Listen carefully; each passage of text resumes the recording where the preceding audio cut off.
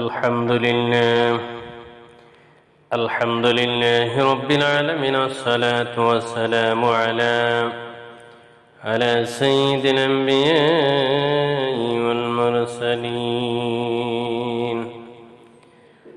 وعلى آله وأصحابه أجمعين। বন্ধুরাই আমার, ভাইরাই আমার, জান্নাত জাহান্নাম সম্পর্কে আমরা জানি শুনি।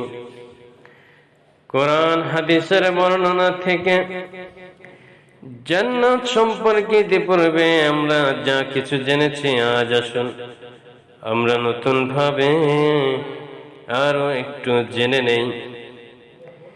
জান্নাতের বিবরণ দিতে গেলে বলতে হয় জান্নাতে কত লিনীয় শান্তি নিকেতন। জান্নাত মুমিনদের সুখের বাসা, ইচ্ছা সুখের নীর, চক্ষু শীতলকারী আনন্দময়, চির স্বাচ্ছন্দ্যের প্রমোদান, নয়ন জুড়ানো তার মাটি, মন মাতানো তার সৌরভ, হৃদয় ভোলা তার সৌন্দর্য। জান্নাতের বিলাস সামগ্রী বর্ণনাতীত, কল্পনাতীত। দুনিয়ার কোন সামগ্রী তার উদাহরণ উপমা হতে পারে না। মানুষ যত উচ্চমানের সুখ সামগ্রী আবিষ্কার করুক না কেন, জান্নাতের সুখ সামগ্রীর সাথে কোনো তুলনাই হবে না। জান্নাতে আলো, সুগন্ধ, অট্টালিকা, নদী, নহর, বৃক্ষ, ফল, খাদ্য, সুন্দরী স্ত্রী, লেবাস, পোশাক ইত্যাদি সবকিছুই নজিরবিহীন। জান্নাতের বিবরণ দিতে গিয়ে বিশ্বনবী জনাব মুহাম্মদ রাসূলুল্লাহ সাল্লাল্লাহু আলাইহি ওয়াসাল্লাম বলেছেন, তার অট্টালিকা একটি ইট সোনার, একটি ইট চাঁদির, তার মাঝে সংযোজন হলো তীব্র সুগন্ধময় কস্তুরী, তার পাথর কাকর হলো মণি মুক্তা, তার মাটি হলো জাফরান। যে তাতে প্রবেশ করবে সে সুখী হবে এবং কোনো কষ্ট পাবে না, চিরস্থায়ী হবে, মৃত্যুবরণ করবে না, তার লেবাস পোশাক পুরাতন হবে না, তার যৌবন নষ্ট হবে না। হাদিস খান ইমাম আহমদ, তিরমিজি, দারিমি বর্ণনা করেছেন। মহান আল্লাহ তাআলা বলেন, ওয়াইদা রাইতা সাম্মা রাইতা নাঈমান ওয়া মালকান কাবীরা।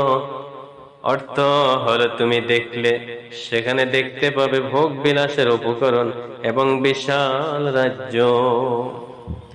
এছাড়া মহান আল্লাহ যা প্রাপ্ত রেখেছেন তা মানুষের কল্পনার বাইরে।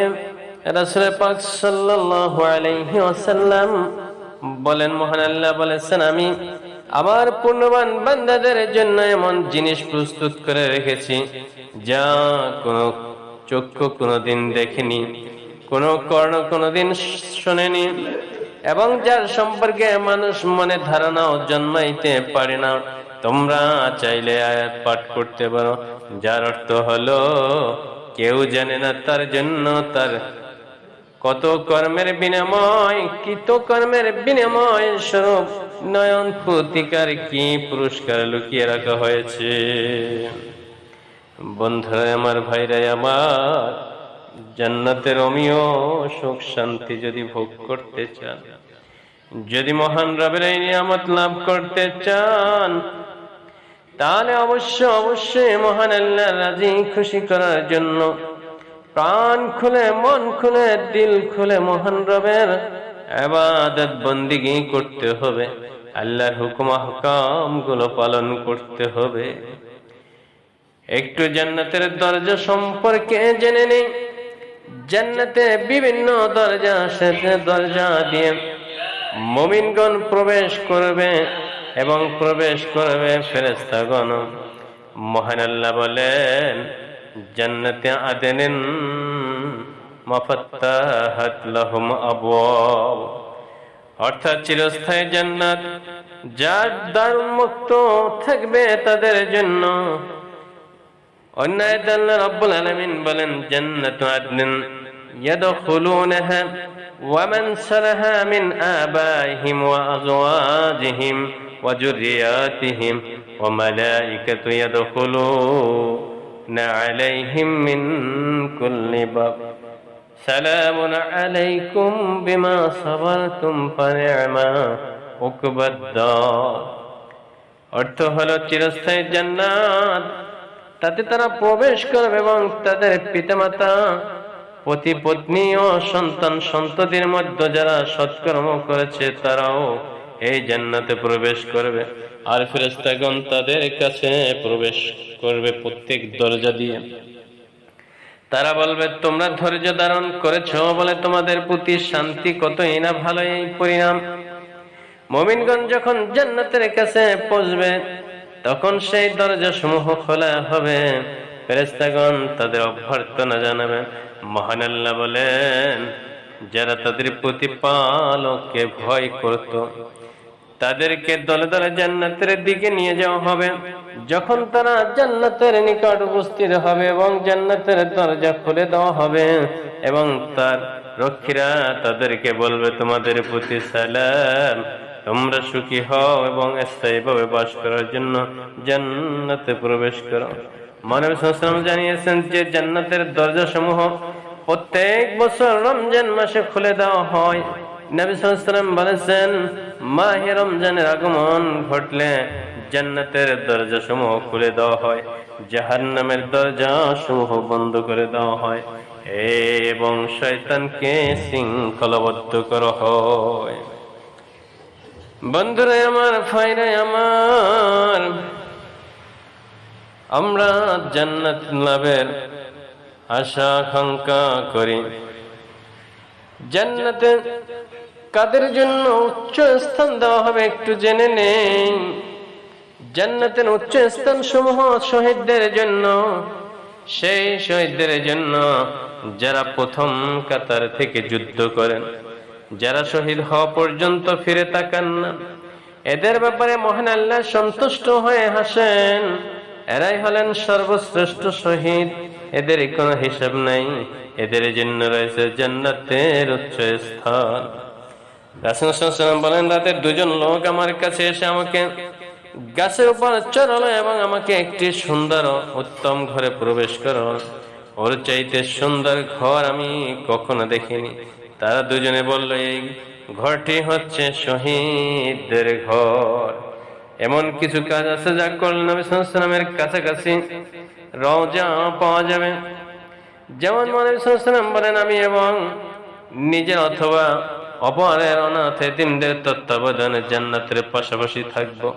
আর বিধবা ও দুস্থ মানুষকে দেখাশোনাকারী ব্যক্তি আল্লাহর রাস্তায় জিহাদের সমতুল্য সওয়াব পাবেন। আল্লাহ রাসূল সাল্লাল্লাহু আলাইহি ওয়াসাল্লাম বলেছেন আমিও অনাথ এতিমের তত্ত্বাবধায়ক জান্নাতের পাশাপাশি বসবাস করব। এর সাথে তিনি তার তর্জনী মধ্যম আঙ্গুলের দ্বারা ইঙ্গিত করে এবং দুটির মাঝে একটু ফাঁক করলেন। রাসূল সাল্লাল্লাহু আলাইহি ওয়াসাল্লামের খাদেম ও আহলে সুফার বিশিষ্ট ব্যক্তিত্ব রাবি ইবনে কাওয়াসনামী রাহমাতুল্লাহ আলাইহি বলেন আমি রাসূল সাল্লাল্লাহু আলাইহি ওয়াসাল্লামের সঙ্গে রাত কাটাতাম। আমি তার কাছে হুজুর পানি এবং প্রয়োজনীয় বস্তু এনে দিতাম। একদিন তিনি খুশি হয়ে বললেন তুমি আমার কাছে কিছু চাও? আমি বললাম আমি আপনার কাছে জান্নাতে আপনার সাহচর্য চাই। তিনি বললেন এছাড়া আর কিছু? আমি বললাম বাস ওটাই। তিনি বললেন তাহলে তুমি একাধিক সিজদা করে অর্থাৎ প্রচুর পরিমাণ নফল নামাজ পড়ে তোমার এই আশা পূরণের জন্য আমাকে সাহায্য করো। তিনি আরো বলেন যে ব্যক্তি দুটি অথবা তিনটি কন্যা কিংবা দুটি অথবা তিনটি বোন তাদের মৃত্যু অথবা বিবাহ অথবা সাবালিকা হওয়া পর্যন্ত কিংবা ওই ব্যক্তির মৃত্যু পর্যন্ত যথাযথ প্রতিপালন করে সে ব্যক্তি আর আমি পরকালের তর্জনী মধ্যম আঙ্গুলের মতো পাশাপাশি অবস্থান করব। যারা শহীদদের দরজা পান তারাও তাদের কাছাকাছি উচ্চ স্থানে জান্নাত পাবেন। যেমন বিধবা ও মিসকিনদের অভাব দূরীকরণের চেষ্টারত ব্যক্তি, নবী সাল্লাল্লাহু আলাইহি ওয়াসাল্লাম বলেছেন বিধবা ও মিসকিনের অভাব দূর করার চেষ্টারত ব্যক্তি আল্লাহর রাস্তায় জিহাদকারীর সমতুল্য। হাদিস বর্ণনাকারী বলেন, আমি ধারণা করেছি যে তিনি একথাও বলেন, সে ওই নফল নামাজ আদায়কারীর মতো যে ক্লান্ত হয় না, এবং ওই রোজা পালনকারীর মতো যে রোজা ছাড়ে না। আর কতিপয় লোক আছেন, রাসূল পাক সাল্লাল্লাহু আলাইহি ওয়াসাল্লাম বলেছেন, পরলৌকিক পুরস্কারে পুরস্কৃত হওয়ার দিক দিয়ে শহীদ 5 ধরনের হবে। 1 নম্বরে প্লেগ রোগ আক্রান্ত হয়ে মৃত্যু ব্যক্তি, পেটের রোগে আক্রান্ত হয়ে মৃত্যু ব্যক্তি, পানিতে ডুবে মৃত্যু ব্যক্তি, মাটি চাপা পড়ে মৃত্যু ব্যক্তি, আল্লাহর পথে থাকা অবস্থায় মৃত্যু ব্যক্তি। একদা রাসূল সাল্লাল্লাহু আলাইহি ওয়াসাল্লাম বলেন, তোমরা তোমাদের মাঝে কোন ব্যক্তিকে শহীদ বলে গণ্য করো। সকলের সমস্যায় বলে উঠলে, হে আল্লাহর রাসূল, আল্লাহর পথে যে নিহত হয় সে শহীদ। তিনি বললেন, তাহলে তো আমার উম্মতের মধ্যে শহীদ বড় অল্প। লোকেরা বলল, তাহলে তারা কে কে আল্লাহর রাসূল? তিনি বললেন, যে আল্লাহর পথে নিহত হয় সে শহীদ, যে আল্লাহর পথে মারা যায় সে শহীদ, যে প্লেগ রোগে মারা যায় সে শহীদ, যে পেটের রোগে প্রাণ হারায় সে শহীদ, এবং যে পানিতে ডুবে মারা যায় সেও শহীদ। তিনি আরো বলেছেন, যে ব্যক্তি তার মাল ধন রক্ষা করতে গিয়ে প্রাণ হারায় সেও শহীদ, যে ব্যক্তি নিজ রক্ত প্রাণ রক্ষা করতে গিয়ে নিহত হয় সে শহীদ, যে তার দিন রক্ষা করতে গিয়ে মারা যায় সে শহীদ, এবং যে তার পরিবার রক্ষা করতে গিয়ে প্রাণ হারায় সেও শহীদ। কম দরজার জান্নাতি নেক সন্তানের দোয়া জান্নাতে তার দরজা উঁচু হতে পারে। মুহাম্মদ সাল্লাল্লাহু আলাইহি ওয়াসাল্লাম বলেন, নিশ্চয় আল্লাহ জান্নাতের নেক বান্দাদের দরজা উঁচু করেন। সে তখন বলে, হে আমার প্রতিপালক, এ উন্নতি কিভাবে? আল্লাহ বলেন, তোমার জন্য তোমার ছেলের ক্ষমা প্রার্থনার ফলে তুমি আজ জান্নাতের উচ্চ মাকামে চলে গেছো। আর তিনি বলেছেন, আদম সন্তান মারা গেলে তার সমস্ত আমল বিচ্ছিন্ন হয়ে যায়। অবশ্য 3টি আমল বিচ্ছিন্ন হয় না: সাদকায়ে জারিয়া, লাভদায়ক ইলম, অথবা নেক সন্তান যে তার পিতামাতার জন্য দোয়া করে। বন্ধুরা আমার, ভাইরা আমার, আল্লাহ রাব্বুল আলামিন আমাদেরকে, আমাদের পিতামাতাকে, আত্মীয় স্বজন সহ সকলকে যেন জান্নাতের সর্বোচ্চ মাকাম দান করেন, জান্নাতের নাজ নিয়ামত পরিপূর্ণ করে দেন তাদেরকে যারা কবরের জিন্দেগিতে শুয়ে গেছেন। রব্বুল আলামিন যেন আমার পিতামাতা, আল্লাহ, আত্মীয় স্বজন যারা কবরবাসী হয়েছেন সকলকে ক্ষমা করে দেন। দাদা দাদি, নানা নানি যারা কবরবাসী, ফুফু যারা কবরবাসী, সকলকে যেন আল্লাহ মাফ করেন। এই রমজানের ওসিলায় তাদের সকলের জন্য জান্নাতুল ফেরদাউসের ফয়সালা করে দেন।